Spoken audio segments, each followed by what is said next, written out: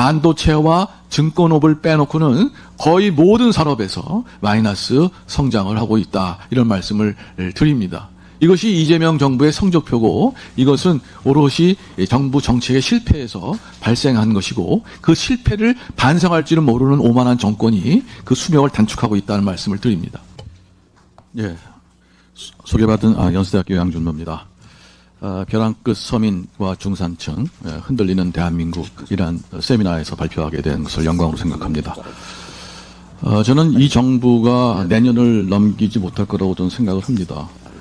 사실은 100일 만에 경제를 망치는 모든 정책을 쏟아부었고 올해 망할 것 같았는데 반도체 산업이 지금 이 정권의 수명을 연장시키고 있습니다. 그럼에도 불구하고 반도체 산업마저 우리 주시장에서 보듯이 망쳐놓기 때문에 내년을 넘지 못할 거다라는 생각을 합니다. 그 이유를 하나씩 짚고 넘어가도록 하겠습니다. 우선 재정에 대한 개념이 이 정권이 없습니다. 돈 풀면 경제가 산다고 생각을 합니다. 잘못된 생각이죠. 재정은 밤잠 안 자고 먹을 거 먹지 못하고 만들어낸 피 같은 국민의 돈입니다. 재정을 쓴다는 것은 국민이 써야 할 돈을 정부가 대신 쓰는 겁니다. 이거 가지고 수요가 늘질 않습니다. 국민이 쓰는 것보다 더 잘 써야 경제가 사는 겁니다. 빚을 내서 쓰면 세금보다 낫다고 생각합니다. 경제학 여러분들 들어보신 분들은 모든 경제학 시험 문제에 리카르도의 동등성 정리가 나옵니다. 세금 걷는 거나 빚을 내는 거나 똑같다라고 하는 것이 경제학의 정리입니다. 국가 채무를 늘리는 것이 미래의 상환 부담을 늘린다라고 생각을 하지만 현재의 국민에게도 부담을 줍니다. 투자가 줄어들고 그리고 이자가 늘고 물가가 늘어서 현재 미래 세대뿐만 아니라 현재 사는 사람도 부담입니다. 지금 돈을 풀어서 경기를 살린다고 하지만 이 정부의 돈 푸는 정책으로 인해서 서민 경제는 망가지고 있습니다. 재정을 늘려서 성공한 국가는 없습니다. 이 정부가 들어서 2026년 1사분기 GDP 디플레이트 상승률이 12.9%였습니다. 40년 이래 최고의 물가 상승률입니다. 이렇게 말을 하다 보니까 어느 신문에서는 GDP 디플레이트는 물가 상승률이 아니다. 이렇게 얘기를 하는 그런 데도 있어요. 이것도 거시경제학 두 번째 장에 보면 물가에 관련 설명 중에서 GDP 디플레이트가 맨 먼저 나옵니다. 우리나라 국내에서 생산한 모든 상품과 용용의 물가 지수입니다. 그러면 왜 이렇게 올랐느냐? 반도체 산업의 물가가 올라가긴 올랐습니다만 이것이 문제입니다. 생산량이 늘어서 경제가 좋아져야 되는데 단순히 가격만 올랐기 때문에 이것은 경제에 크다는 부담을 줄 수 있다 하는 말씀을 드립니다. 그리고 이러한 사태는 여러 나라에서 경험을 했어요. 베네수엘라는 정권이 바뀐 다음에 정유산업을 외국이 갖고 있던 정유산업을 국유화해서 그거 가지고 국민에게 돈을 퍼준다 이런 정책을 썼습니다. 베네수엘라가 경제가 잘 됐습니까? 차베스가 정권을 잡자마자 이 정책을 쓰자마자 마이너스 성장을 하게 됩니다. 그 이유가 뭐냐면 유가가 올라가면 조금 낫죠. 그러나 거기에 투자를 하지 않고 그냥 돈을 썼기 때문에 정유산업이 계속해서 지체하고 정체되고 생산량이 늘지 않고 국민소득이 늘지 않게 됩니다. 이것이 똑같은 현상이 우리나라에도 발생할 수밖에 없다. 그런데 왜 그 이재명 정부가 지탱할 수 없느냐 하는 것은 이 정부가 돈을 풀고 그리고 돈을 풀었으면 공급이 늘어나도록 저런 정책을 써야 되는데 노동시장의 경직성을 강화시킴으로써 공급의 발목을 잡습니다. 기업의 발목을 잡고 공급의 발목을 잡습니다. 그것이 노동시장뿐만 아니라 부동산 시장에도 그런 문제가 발생을 했죠. 당연히 물가가 오르고 확률이 오릅니다. 자, 정책을 잘못했으면 반성해야 되는데 이 정부의 가장 큰 문제점은 반성할 줄 모른다는 겁니다. 그러면 이 정부가 어떻게 시작했느냐? 2025년 6월 19일 날 건전 재정과 재정 균형의 원칙도 중요하지만 재정을 풀자라고 선언하셨습니다. 그리고 대책이 물가가 오르고 환율이 오르니까 대통령께서는 1월 21일 날 대책이 있으면 이미 했을 것이라고 하는 그러한 무책임한 발언을 하셨습니다. 여기 더 나아가서 김용박 정책실장은 5월 24일 날 고금리, 고물가, 고환율은 성공의 비용이라고 말씀하셨습니다. 서민이 고통을 받고 국민이 어렵다면 여기에 대해서 서로 고통을 나누고 그리고 고민을 통해서 뭔가 해결하려고 하는 모습을 보여야 되는데 전혀 국민의 고통은 아랑곳 없이 성공은 공직자가 했을지 몰라도 그 비용은 지금 국민들이 전부 다 안고 있습니다. 그리고 이재명 대통령께서는 7월 15일 날 시장을 탓하고 계십니다. 결국 이러한 모든 발언과 태도를 봤을 때 국민과 점점 멀어져 가고 있다, 이런 말씀을 드리고 국민의 생활이 점점 어려워질 수밖에 없다. 자, 지수로 보십시오. 고통지수를 보시면 문재인 정부가 만든 민생 고통을 이재명 정부가 다시 악화시키고 있습니다. 고통지수가 2017년부터 4.7에서 5.6, 계속해서 차라리 코로나가 낫다는 정도로 코로나 시대가 제일 낮았습니다. 그러나 바로 6.2, 2022년 8.0까지 엄청난 속도로 고통지수가 올라가는 것을 볼 수가 있었습니다. 다시 이재명 정부 2026년 6월에 6.0으로 고통지수가 다시 올라가고 있습니다. 청년들은 어떠냐? 청년들의 고통지수는 더 심각합니다.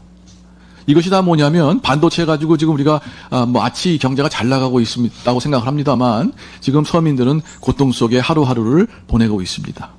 이 통계표는 한국은행 경제통계 시스템에 나온 국민계정표입니다.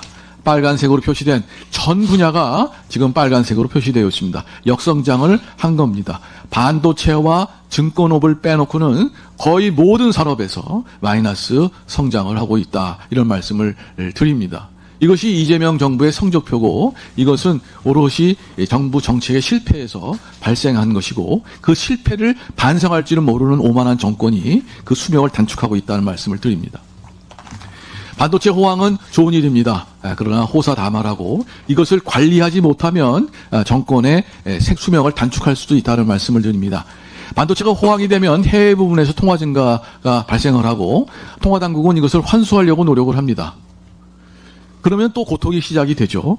금리가 오르고 근데 여기서 재정당국이 재정 지출을 확대하게 되면 이러한 고통은 더 악화돼서 베네수엘라 꼴이 난다는 말씀을 드립니다. 언제나 이런 해외 부분의 통화 증가가 올라가면 부동산 가격은 폭등할 수밖에 없습니다. 이것을 관리하는 방법이 있습니다. 지금 트럼프 정부가 요구하는 해외 투자 부분에서 우리가 조금 해외 부분으로 자금을 내보낼 필요가 있고 그리고 빚을 세수가 지금 GDP 디플레이터가 12.9%나 폭등했기 때문에 세수가 증가할 수밖에 없게 됩니다. 실질적으로 국민의 삶은 나아지는 것이 없지만 세금은 더 지금 증가할 수밖에 없습니다.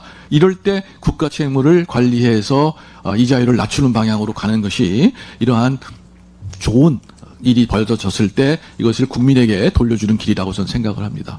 소상공인의 고통은 가중되고 있습니다. 지금 대기업의 일자리가 없어서 고용시장이 공직화돼서 지금 이런 소상공인으로 나서게 됩니다. 자영업을 계속해서 자영업자 수가 늘어나고 있고 소상공인 수가 늘어나고 있고 그렇습니다. 그 실태를 보면 되게 도소매, 부동산업, 숙박업, 건설업, 제조업에 주로 소상공인들이 일을 하고 있습니다만 이 모든 업종이 지금 마이너스 성장을 하고 있습니다. 고통스러울 수밖에 없고요. 도소매에서 조금 늘어나고 있는 그런 부분은 온라인 그러한 시장이기 때문에 소상공인들과는 또 다른 측면에서 지금 도소매업이 증가하고 있다는 말씀을 드리고 제조업도 반도체를 빼고 나면 역선장이기 때문에 소상공인들이 지금 일하고 있는 것은 전부 다 중국한테 뺏기고 그리고 반도체만이 지금 목숨을 이어가고 있는 그런 모습을 보이게 됩니다. 체감 경기를 보시면 이렇게 점선으로 표시한 게 역대적으로 소상공인들이 계속해서 경기가 악화되고 있다는 것을 보여지고 있는 그래프고요. 이 중소벤처기업부가 발표한 경기동향지수를 보면 지금 6월과 7월의 체감지수가 50%입니다. 이게 50이라고 하는 숫자는 뭐냐면 소상공인의 75%가 경기 악화를 경험하고 있다는 통계입니다. 이게 나랍니까? 이럼에도 불구하고 지금 이 정권은 자기가 무엇을 잘못하고 있는지 모르면서 지금 어떻게 보면 국민을 우롱하고 있다. 이 모든 문제가 왜 그러냐면 경쟁 심화를 지금 애로사항으로 얘기하고 있는데 우리나라가 대기업에서 근로하고 있는 근로자 비중이 매우 낮습니다. 이것은 모든 노동시장 규제를 대기업부터 강화해 왔기 때문에 그런 모든 규제로 인해서 대기업의 노동 수요 창출 능력이 떨어지고 이에 따라서 할 수 없이 소상공인으로 계속해서 들어오기 때문에 소상공인의 경기는 계속해서 악화될 수밖에 없다. 따라서 노동시장의 유연성을 지금 강화하고 그리고 여러 규제를 완화하는 것이 오히려 소상공인들을 구해주는 길이라는 말씀을 드립니다.